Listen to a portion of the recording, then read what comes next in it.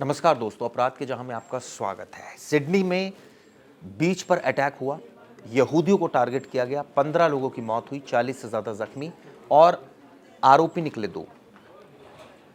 कैसे इन्होंने साजिश रची? इनके पास एक पासपोर्ट मिला। वो पासपोर्ट किस देश का है और कहां से इन्होंने मिलिट्री ट्रेनिंग ली, ये तमाम जानकारी इस वीडियो में आपको देता हूं। दरअसल ये पता चला है, कुछ रिपोर्ट्स ऐसा बता रही है, जो आरोपी है साजिद और उसका बेटा है, दोनों फिलीपींस गए थे करीब 1 महीने पहले। फिलीपींस का कुछ हिस्सा कट्टरपंथी विचारधारा के लोग वहाँ रहते हैं और ये कहा जा रहा है कि वहाँ उन्होंने मिलिट्री ट्रेनिंग ली और उसके बाद ये लोग वापस ऑस्ट्रेलिया आए। यहाँ पर टारगेट था उनका, बीच पर कुछ लोगों को निशाना बनाया गया और आप सोचिए ताबड़तोड़ गोलियां चला दी गई, जिसमें 50 राउंड से ज़्यादा गोलियां चली। हालांकि अहमद नाम का एक शख्स था, हम सब ने देखा वीडियो किस तरह से उसने छलांग लगाकर एक आरोपी को पकड़ा। हालांकि वो भी जख्मी हुआ है, उसको ट्रीटमेंट किया जा रहा है। इस मामले में जो अकरम है उसकी मौत हो गई, उसका जो बेटा है नवेद, उसको अभी वो ट्रीटमेंट चल रहा है उसका। लेकिन कई खुलासे हुए हैं इसमें, वो आपको खुलासे एक एक करके बताता हूँ। पहला खुलासा, जांच में बात सामने आई, जो आरोपी नंबर 2 है यानी नवेद, वो 6 साल पहले भी पुलिस के रडार में आया था। पुलिस ने उसे डिटेन किया था, पूछताछ की थी, लेकिन छोड़ दिया था। क्यों छोड़ा था और क्या पुलिस को इस बात का अंदेशा नहीं था कि उस पर नज़र रखनी चाहिए थी? तो क्या ऑस्ट्रेलिया पुलिस की लापरवाही इसमें सामने आ रही है? ये सोचने वाली बात है। आपको एक पहलू और बता दूं इस मामले में, जो फिलीपींस में इन्होंने ट्रेनिंग ली, वहाँ पर ये बताते हैं कि कुछ कट्टरपंथियों से मुलाकात इन्होंने की, कुछ इन्होंने मौलवियों से मुलाकात की और वहाँ पर बाकायदा ट्रेनिंग ली। कौन इनको फंडिंग कर रहा था? ये विचारधारा से क्यों प्रेरित थे और कैसे इन्होंने इस पूरे हमले की योजना बनाई? ये सोचने वाली बात है। दरअसल अकरम ने एक ऑस्ट्रेलिया महिला से शादी की थी जिसका नाम वेरेना है और उसके बाद वो वहीं रहने लगा। 1998 में उसका एक बेटा हुआ जिसका नाम नवीद है। वो ऑस्ट्रेलिया नागरिक है, लेकिन जिस तरह से ये दोनों ही इसमें शामिल हुए और दोनों रेडिकलाइज थे, ये भी कहा जा रहा है कि आईएसआईएस चूँकि कट्टरपंथियों को वहाँ पर सपोर्ट करते हैं फिलीपींस में, तो क्या उन लोगों की शह थी और उनकी शह की वजह से ये पूरा वाक़या हुआ? ये भी सोचने वाली बात है।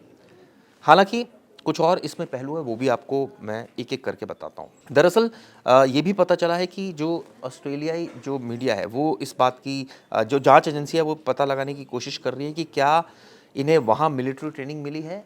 क्योंकि इस तरह के सबूत इशारा कर रहे हैं कि इनको मिली है। दूसरा, भारतीय पासपोर्ट इनके पास है, अकरम के पास। ये कहाँ से आया? ये किसके ज़रिए हासिल हुआ? हालाँकि ये कहा जा रहा है कि वो पाकिस्तानी मूल का था, लेकिन भारतीय पासपोर्ट क्या जाँच को भटकाने की कोशिश है?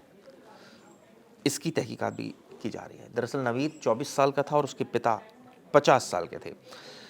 ये भी कहा जा रहा है कि मनीला के कुछ अधिकारियों, जो फिलीपींस की राजधानी है, वहाँ के कुछ अधिकारियों के हवाले से एक अखबार ने लिखा है कि 1 से 28 नवंबर के बीच ये लोग वहाँ पर गए थे। इस तरह की जानकारी है और ऐसे में अब कई सवाल खड़े हो गए हैं कि क्या वाक़ई इस तरह की ट्रेनिंग ये लेकर आए, तो इसके बारे में टाइमली पता क्यों नहीं चला? जब 6 साल पहले नवीद को अरेस्ट किया गया था, डिटेन किया गया था, उस वक़्त भी उस पर नज़र क्यों नहीं रखी गई लगातार? तो क्या ऐसा तो नहीं कि ये लापरवाही हुई? ये हर पहलू से जाँच की जा रही है। इस बीच जो ऑस्ट्रेलिया के पीएम हैं, वो अहमद से मिलते हैं। अहमद ये वो शख्स है जिसने कई लोगों की जान बचाई, क्योंकि ये वो शख्स है जो जब अकरम फायरिंग कर रहा था तो उस पर उसने छलांग लगाकर उसको पकड़ लिया था और उसके बाद इस पर गोलियां चला दी थी। ये भी ज़ख्मी था और अस्पताल में इसका इलाज चल रहा है। हालांकि इस मामले में अभी भी, जैसे मैंने आपको बताया, कई पहलू जिसकी तहकीकात की जा रही है। यानी भारतीय पासपोर्ट का मिलना क्या इत्तेफाक है या ये साजिश का हिस्सा है? क्या संबंध है इनका?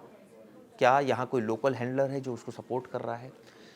पाकिस्तान में ये किस जगह से ताल्लुकात रखता है, इसकी जानकारी निकाली जा रही है। यहाँ पर इसकी पत्नी से भी पूछताछ की जा रही है, जो ऑस्ट्रेलिया पुलिस पूछताछ कर रही है वेरेना से। इसके अलावा ये भी पता चला है कि इसने आज तक ऑस्ट्रेलिया की नागरिकता नहीं ली थी, जबकि इसका जो बेटा था वो ऑस्ट्रेलियन था, क्योंकि वो यहीं पैदा हुआ था। वो क्यों रेडिकलाइज हुआ, ये भी जांच का हिस्सा है। इनके पास हथियार कहाँ से आए? ये पता चला है कि दरअसल जो अकरम था उसके पास लाइसेंसी बंदूक थी और उसी से उसने फायरिंग की, जो जानकारी निकल कर आई है। 6 उसके पास हथियार मिले हैं। ऐसे में अब जो गन पॉलिसी है उसको लेकर भी ऑस्ट्रेलिया सरकार चिंतित है। अब उसको रिव्यू किया जा रहा है, यानी कि हर एक एंगल से इस पूरे मामले की तहकीकात की जा रही है। इस घटना से कई देश स्तब्ध हैं, खासकर अगर यूएसए की बात करूं तो उन्होंने विरोध किया है। भारत ने भी इस घटना की निंदा की है और इस बात का विरोध किया है। हर एक लेवल पर इस घटना को लेकर अलग अलग प्रतिक्रियाएं आ रही हैं। खैर, आप लोग इस पर क्या सोचते हैं दोस्तों, ज़रूर बताइएगा। इस वीडियो में मैंने कोशिश की आपको बताने की कि किस तरह से फिलीपींस में ये लोग गए, वहाँ ट्रेनिंग ली, इसके बाद इनके पास से भारतीय पासपोर्ट का मिलना, इसके अलावा 6 साल पहले उसका डिटेन होना और उसी दौरान उस पर निगाह नहीं रखी गई और शायद ये वाक़या हो गया। आप इस पर अपने कमेंट्स जरूर कीजिए। धन्यवाद। जैसे कि मैं सो रहा हूँ तो पिताजी को जगाना है मुझे, तो वो डायरेक्ट उठाने के बजाय, और हिंसा की परंपरा मेरे यहाँ नहीं थी सौभाग्य से, तो वो क्या करते थे कि उस कमरे में आ जाएंगे या बाहर से गुजरेंगे और चौपाई बोलेंगे, प्रात काल उठ के रघुनाथा मात पिता गुरु नावई माता। कभी कभी मैं गुस्से में उठ करके अरे पापा चरण स्पर्श किया और सो गया। मैंने कहा अब मत उठाना।